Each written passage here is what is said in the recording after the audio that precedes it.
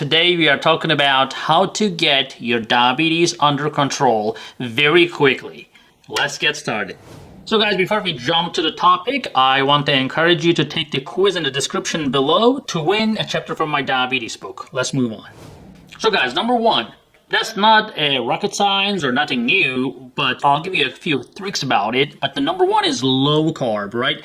So again, remember, I didn't say no carb because I see all the time that people fail to stick to no carb diet because a lot of things have carbs. It's like telling somebody to breathe less, it's like everywhere. It's getting into you, okay? So the carbs are not necessarily bad, and there are a lot of good carbs out there. And in this channel, we talk about the glycemic index, the good carbs, the bad carbs. So the education is the key. So understand your carbs, and even if they are low glycemic index, even if they are low in glycemic load, you still have to maintain the portion control and go with the low carb. So how do you do that? It's very simple and people don't think about it, right? If you put very little fruits in a big cup, that's not gonna feel good. You're gonna be like, what the hell? That's too little. But if you put that same fruit in a small cup, it's gonna almost overflow, and you're gonna think like, oh wow, yeah, that's a lot of food here. It's psychologically, it's a lot better. So controlling and adjusting your plate will be very important. So knowing your carbs, understanding the carbs, and keeping the portion size small will be great. Even for dinner, right? So when you can have a plate like this, or you can have a plate like this, right? And you will still fill your plate, and you can determine how much carb you're going to put on there. You can put healthy carbs in 1/4 of that plate, right? So that you're eating low carb. Now, you may be saying that, oh, I eat no carbs already. Well, good for you. But a lot of people, unfortunately, if you then don't watch this video right now, but if you're having trouble controlling yourself, you can't stop eating carbs too much. That's the way to go. Another trick for you guys is basically eating slow. Now, a lot of people don't understand that our brain actually takes time to realize, and it's not your brain's fault, because think about this. You start eating something, it has to go to your stomach and then to your intestine, it has to get absorbed, and then it has to go to your brain, etc. By that time, you can actually fill your stomach 3 times because your stomach is actually a pretty small, hollow organ, and you can stuff it pretty quickly. But by the time your brain realizes that you're full, it's generally too late. But if you're eating slowly and chewing for a long time, number one, you are getting the taste more, because when you chew more, your saliva is going to mix with the food. You're going to taste it better, especially if you have problems with dry mouth, etc. Drink water, for example, when you're eating. That's going to also help with the saliva as well. But if you're chewing longer and eating in a longer time, you're going to realize that before you finish your plate, you're going to feel full. And don't feel guilty of not finishing your plate. Our families used to say that, oh, finish your plate. And I remember my father, he's still alive, by the way, he still does the same thing. He will eat rice and he will take the last tiny bit of rice from the plate and eat it. I'm like, Dad, why are you doing that? He's like, I don't want to waste food. I'm like, you're wasting yourself. So, you gotta choose something. You want to waste food, or if you don't want to waste food, don't put too much in your plate to begin with. And if you're gonna fill your plate and try to finish that plate, then you're wasting yourself. So I'd rather waste food than wasting myself, right? The number 2 is stay away from refined carbs. That's kind of an extension of the rule number 1, but the refined carbs are everywhere, right? So when you look at the label, sometimes you learned already by watching this channel, how to understand the labels and what is total carbs, what is sugar, what is glucose, what is carbs. Total carbs is important, but you have to look at the fiber content on that label as well. So if there's no fiber, it's totally just carbs and mostly even sugars, then that's gonna mess with your blood sugars pretty quickly, pretty easily. So avoid all these candy bars, all the foods that are not natural, not given by God, made by human. I would suggest stay away from those. That's going to be your best bet. Then number 3, you have to incorporate exercise. Now, how do you do that? It's easier said than done. Everybody's busy, people have problems, family problems, financial problems, stress in their life, and exercise is the last thing to think about. But I always tell my patients, and myself too, and I do what I preach. I have to. But you gotta do the exercise first. If you get the exercise done first, then the rest can be done. But if you don't do exercise first, exercise will be too difficult by the time everything else is done. So you have to prioritize that exercise routine 30 minutes.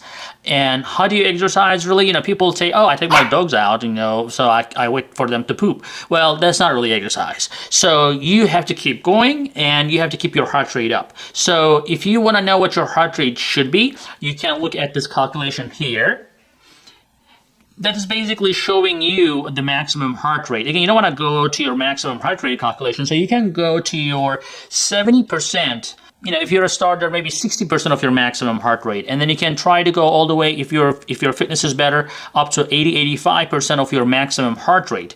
Again, you don't want to try to go to your maximum heart rate. You don't want to try to see if you're going to have a heart attack or not. But getting that heart rate up is very important, and keeping it up for 30 minutes is extremely important. Now, number 4 is eat more fiber. So eating fiber helps you in many ways because it basically slows down the absorption. So there is a difference between the blood sugar spiking like this or like this, right? So this is not really a spike. When you're eating fiber, your blood sugar is rising slowly and allowing your body to be able to process that. But when you don't eat fiber, all the carbs are rushing to your blood, and even if you have some insulin left and you're able to make insulin, you're not going to be able to keep up with that gush of sugar coming in. It's just not possible. Even healthy individuals, when they eat like that, their blood sugar can go up to 150, 160, even when they're not diabetic. So we have to have fiber. If you cannot have fiber, if you hate vegetables, I would say at least go take some fiber supplements like Metamucil or something like that will help create some bulk in your system. And number 5, drink more water. Now, some people tend to think that the water will bring your blood sugar down. Well, that's not true. But if you don't drink water, your blood sugar can go up. So it's not necessarily the same thing, right? So when you're dehydrated, the concentration of the sugar in the blood will look higher. As simple as that. But when you drink enough water, you will be able to excrete that. You will be able to dilute that sugar in your blood. Also, when you don't drink, sometimes your brain actually mix up the signals between the thirst and the hunger, and you may end up reaching out to carby things. Like, it happens to me too. Like, for example, if I'm thirsty, I want to go eat some watermelon or some peaches that are some juicy carby stuff. But actually, if you were not thirsty to begin with, you wouldn't crave for those carby things as well. So staying hydrated is very important. Also, we talked about the other drinks like green tea, some coffee, tea, etc. Those things actually can help burn fat and can keep your appetite down and can keep yourself busy. Sometimes because we are like, we're a creature of habits, we tend to just keep our mouth full. We just want to eat stuff or drink stuff, or smoke. That's one of the reasons when people stop smoking, they end up gaining weight because they want to keep busy there. So if that's the case, instead of having, high calorie beverages that you used to do, which a lot of people have problems with Coke and Pepsi or tea in South. When I say tea, we have this special tea that nobody else drinks in South, except as people in South like us. We drink it. Not that I do, but a lot of people in South do. And there's non-sweet tea, but very rare people really choose that. But there's something called sweet tea, and people love that. And that's the number 1 killer. When I practiced in Alabama, that was my number 1 enemy in my practice because pretty much 99% of my patients drank sweet tea, and that was not acceptable. So guys, also use vinegar. And try to stay away from, that's number 6, I think. So you need to stay away from ready-made salad dressings that are high in calorie, high in carbs. You really need to stick to your homemade dressings. My favorite dressing is olive oil, lemon, some spices there you can mix. And that is the most common Mediterranean or Italian or Greek, whatever you call it, dressing is your best friend, and it's going to keep you full, especially on top of on salad. Plus, vinegar has, especially apple cider vinegar, has a lot of medicinal features, can help your blood sugars, etc. So use that to your advantage. And number 7, you have to manage stress. So when you are stressing out about everything, your cortisol levels, your stress hormones will be high.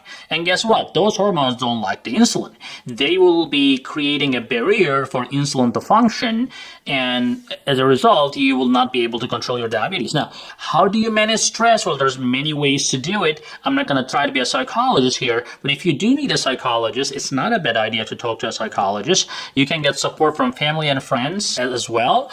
We can do yoga. You just have to take care of yourself instead of stressing about other people and everything else around you. Now, number 8, you have to monitor your blood sugars, because if you don't really really monitor your blood sugars, you will not know where you stand. Now, and I'm not advertising here, but like a lot of continuous monitoring systems, my patients will tell me that once they start using those Dexcom or Libre, whatever the brands out there, they will be able to see how food is affecting their blood sugars, and that feedback teaches them a lot. So a lot of people, for example, don't check their blood sugar after meals. They just check it in the mornings, which is a mistake, because how will you know if your blood sugars are high or not after meals if you are not checking them?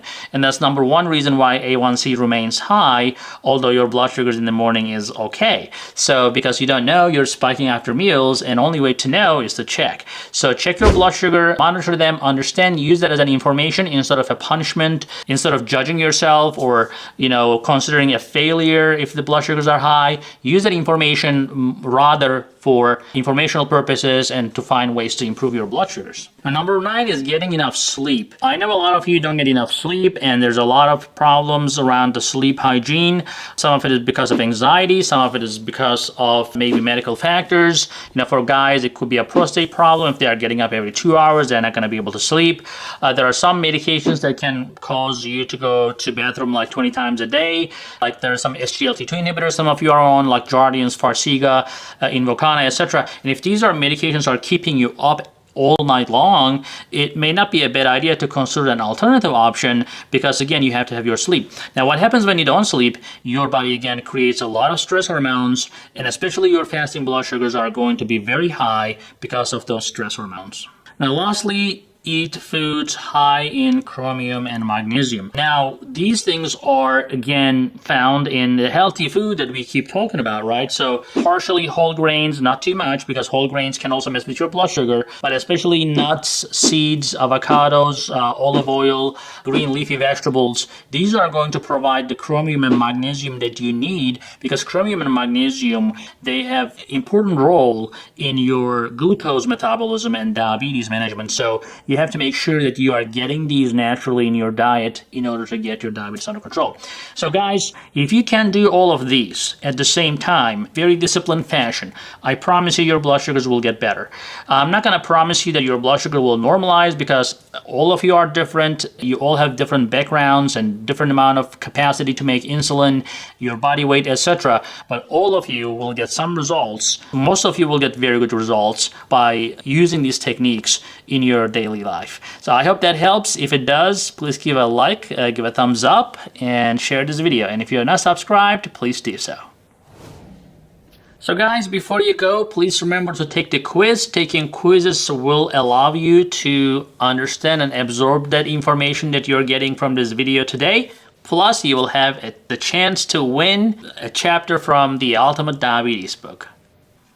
Hey guys, I hope you're enjoying this channel so far, and I hope you subscribed already. If you didn't, do it. And if you did, watch this video right there. I think that will help you too.